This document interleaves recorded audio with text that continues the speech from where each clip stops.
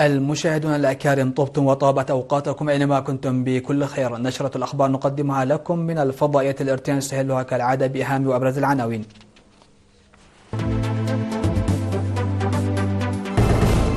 ألعاب القوى في الإقليم الأوسط يكرم الرياضيون والمدربون المتميزون. جهود لضمان الاكتفاء الغذائي للأسر في الكاشبركة.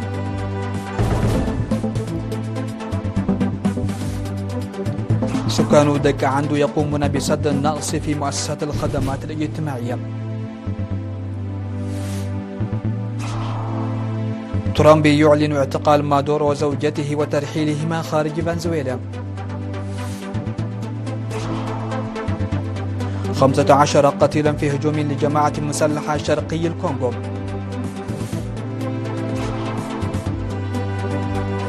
وباكستان تجري تجربة إطلاق صاروخ كروز تيمور المطور محليا.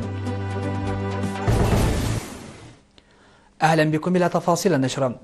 قام اتحاد ألعاب القوى في الإقليم الأوسط بتكريم رياضيين والمدربين الذين حققوا نتائج متميزة في المسابقات الإقليمية والوطنية لعام 2025 في حفل نقيم يوم أمس 2 يناير. وصرح رئيس الاتحاد السيد كبرم تخلي في كلمته أن الجائزة تهدف إلى تقدير جهود المدربين، حيث قام الرياضيون بتطبيقها بشكل صحيح على أرض الواقع، مما مكن الرياضيون بتسجيل مراكز متميزة في المنافسات التي شاركوا فيها. وتم تقديم الجوائز إلى 18 رياضيا احتلوا المراكز من الأول إلى السادس في 10 مسابقات إقليمية و7 مسابقات وطنية، بالإضافة إلى 9 مدربين تم اختيارهم كأفضل المدربين في نتائج رياضيهم. وذكر مدير عام قسم الثقافة والريادة بالإقليم السيد أسمر مصقى برهان أن هذه الإنجازات تمثل حجر الأساس للإنجازات المستقبلية، وينبغي النظر إلى الجائزة من هذا المنظور التشجيعي. وفي الختام قام اتحاد ألعاب القوى في الإقليم الأوسط بتوزيع الجوائز وشهادات التقدير. وحث المدير التنفيذي العام لإدارة الإقليم الأوسط السيد الزرقي تولد برهان الرياضيين ومدربيهم، حثهم على عدم التراخي عند تحقيق الإنجازات، بل العمل بجد أكبر من أجل المراحل المقبلة على المستويين القاري والدولي. أفاد خبراء ومربو الدواجن أن الجهود المبذولة لزيادة إمدادات الغذاء المغذي للأسر من خلال توسيع مشاريع تربية الدواجن في إقليم الكاشبركة تحقق نتائج جيدة. وذكر مسؤول وحدة تربية الدواجن والنحل السيد ولد مريم دبرسيون أن هناك أكثر من 500 ألف دجاجة بلدية في الإقليم، لكن إنتاج البيض ولحوم الدواجن لا تتماشى مع الطلب الحالي، مشيرا إلى أن تربية الدواجن نشاط زراعي مهم يضمن توفير اللحوم والبيض. وأضاف أن إنشاء خدمة إنتاج الفراخ الواقعة في بارنتو ونشر خبراء تربية الدواجن وتوفير الأدوية واللقاحات وتوزيع الفراخ بأسعار مدعومة هي جزء من الجهود التي تهدف إلى تشجيع العاملين في هذا القطاع، بذكر أن تربية الدواجن التي كانت تقتصر في السابق على تربيتها منزليا بدأت أن تصبح تجارية مع ازدياد الإنتاج بشكل كبير. وحث العائلات والعاملين في مجال تربية الدواجن التجارية على تعزيز التشاور مع المتخصصين والاستفادة من البيئة وخيارات إمدادات الأعلاف المتاحة في الإقليم. وأكد مسؤول مركز إنتاج الفراخ بالإقليم السيد أوصانا موغوس وممثل متابعة مشاريع تربية الدواجن بمديرية بارنتو السيد ملو برهان أوباي بدورهما أن الهدف هو خلق بيئة للعائلات لضمان إمدادات غذائية مغذية وفوائد اقتصادية من خلال تربية أكبر عدد ممكن من الدواجن.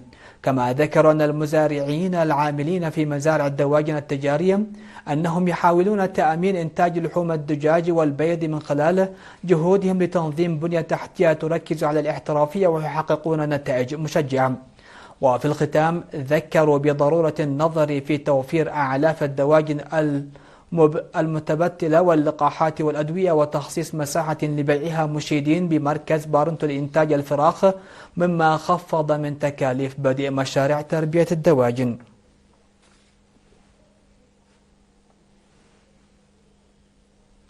يقوم سكان دك عندو في مدينة علا برعد إقليم عن سبب سد النقص في مؤسسات الخدمات الاجتماعية. وأوضح السيد تخل سنبت أمينة من لجنة التنمية أن البرنامج يتضمن بناء مدرسة ثانوية ومرفق صحي. وقال مدير الضاحية السيد تسفايسوس بوخري إن مهمة ضمان الحل الأساسي يتم تنفيذها بتشجيع من الحكومة، وأشاد بالمشاركة والمساهمة الكبيرة من جانب الشعب. وذكر بأن الطلاب وبعد إتمام تعليمهم المتوسط يسيرون مسافة 10 كيلومترات للدراسة في قرية حدش عدي، وهي تعتبر مسيرة مرهقة للطلاب مما يجعل الطالبات يتركن الدراسة. وأشار إلى أن الحوامل أيضا يضطرن الذهاب إلى حدش عدي وبلدة إيدن لتلقي الرعاية الصحية، مناديا لدعم إدارتي المديرية والإقليم لإنجاح مهام البناء. تقع إدارة ضاحية دكا عندو على بعد حوالي 20 كيلومترا جنوب مدينة إيدن حاضرة مديرية البرعد. منح مكتب التعليم في مديرية صارونا الجوائز التشجيعية ل 24 طالب حصلوا على درجات عالية في امتحانات الشهادة الوطنية المتوسطة والثانوية للعام الدراسي 2024-2025. وناشد مسؤول التعليم في المديرية الأستاذ سلطان جبريوناس الطلاب المكرمين إلى زيادة جهودهم لتحقيق نتائج أفضل في مسيرتهم التعليمية، داعيا إلى مساهمة جميع الشركاء وأولياء الأمور لرفع مشاركة المرأة وقدرتها التنافسية في المدارس. وهنأ ممثل مديرية صارونا السيد هيلي منقشا الطلاب، وشدد على ضرورة دعم جميع فئات المجتمع لضمان وصول الطالبات إلى أعلى مستوى. وعرب الطلاب من جانبهم عن امتنانهم للتشجيع، ووعدوا ببذل قصارى جهدهم لتحقيق أفضل النتائج. في غضون ذلك نظم مكتب التعليم في مديرية صارونا دورات تدريبية في الرياضيات ل 55 معلما. استشهد المناضل أكال جبر ولد حقوس يوم الأول من يناير عن عمر ناهز 70 عاما جراء مرض ألم به. والتحق المناضل أكالي بصفوف قوات التحرير الشعبية في شهر نوفمبر من عام 1975، وناضل ضمن الوحدات القتالية وحتى وصل إلى منصب قيصرية، ثم عين كمدير المناطق القرى للتأمية في إدارة الإقليم الجنوبي بعد التحرير، ثم عمل مسؤول وحدة الحماية البيئية وشؤون الخدمة الوطنية والشهداء بمديرية دك أمحرم، ثم شغل منصب مسؤول وحدة الخدمات العامة والمواصلات بإدارة الإقليم الجنوبي. المناضل أكال جبر ولد رب أسرة وأبلغ 5 أبناء. تعرب ووري جثمانها الثرى يوم أمس 2 من يناير الجاري في مقبرة الشهداء بمندفرة. تعرب وزارة الإدارة الإقليمية عن بالغ حزنها باستشهاد المناضل أكال وجبر ولد، وتعزي زويه ورفاقه المناضلين وزملائه.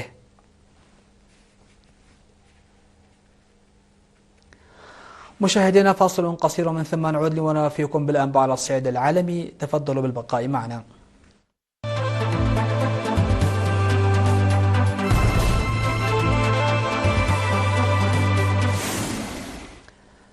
على الصعيد العالمي، أعلن الرئيس الأمريكي دونالد ترامب بأن القوات الأمريكية ألقت القبض على الرئيس نيكولاس مادورو بعد ما نفذت ضربة واسعة النطاق في فنزويلا.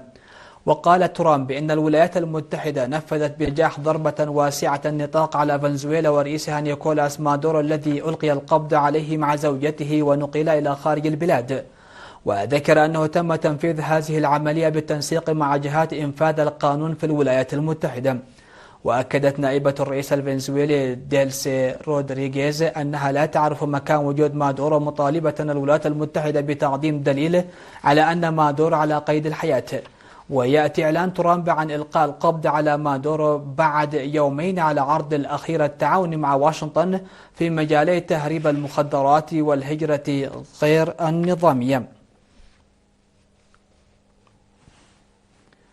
قتل ما لا يقل عن 15 شخصا بينهم جنديان في هجوم شنه مسلحون ما تعرف باسم القوات الديمقراطية المتحالفة والمرتبطة بتنظيم الدولة الإسلامية على 3 قرى في شرق جمهورية الكونغو الديمقراطية، وفقا لما ذكره مسؤولون محليون ومصادر عسكرية. وشنت هذه الجماعة المسلحة التي تشكلت في الأصل من متمردين أوغنديين سابقين وأعلنت ولاءها لتنظيم الدولة الإسلامية هجومها على قرى واقعة في منطقة لوبير الواقعة في شمال غرب مقاطعة شمال كيفو.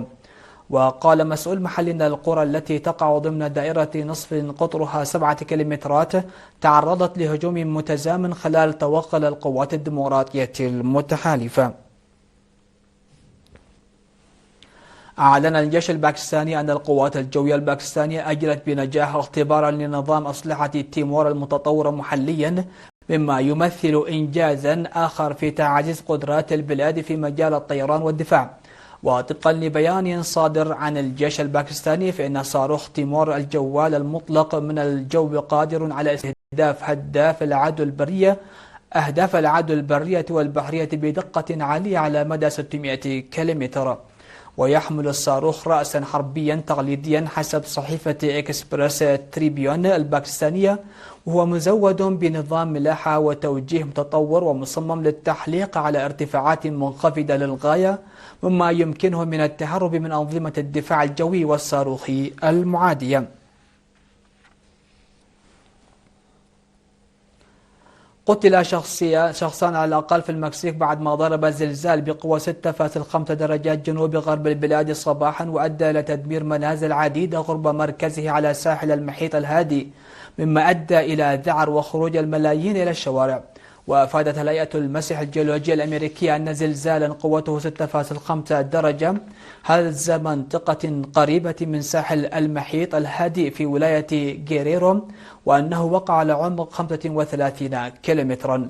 وأفادت رئيسة بلدية مكسيكو بأن 12 شخصا أصيبوا بجروح بالغة. مشاهدينا، نختم نشرة هذا المساء بالتذكير بأهم وأبرز العناوين.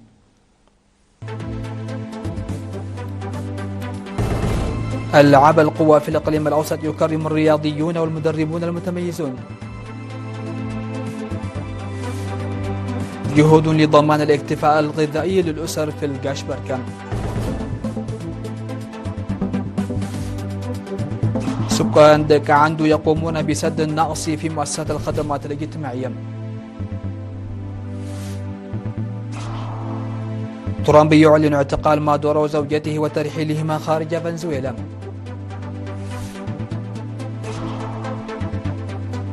خمسة 15 قتيلا في هجوم لجماعة مسلحة شرقي الكونغو. وباكستان تجري تجربة إطلاق صاروخ كروز تيمور المطور محليا.